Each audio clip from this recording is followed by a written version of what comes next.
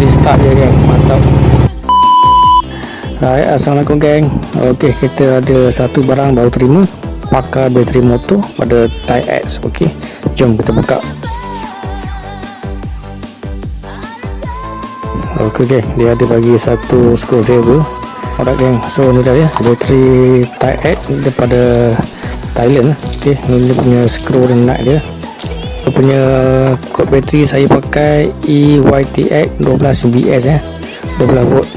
Jadi coding bateri untuk skuter R3 250. So ni bahagian depan dia. Okey, ada chop C-ring ya. Okey, jom kita pasang dulu. Okey geng, untuk makluman korang, bateri Type X ni merupakan bateri kering. So dia adalah free maintenance dan bateri ini boleh bertahan sehingga 3 ke 4 tahun.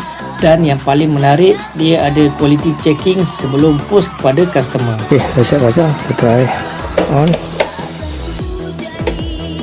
Kita try start dulu. Bismillah. Tengok dia punya start mudah tak mudah.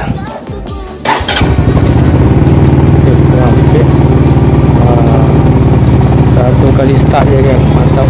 So tu dah dia bateri Type X.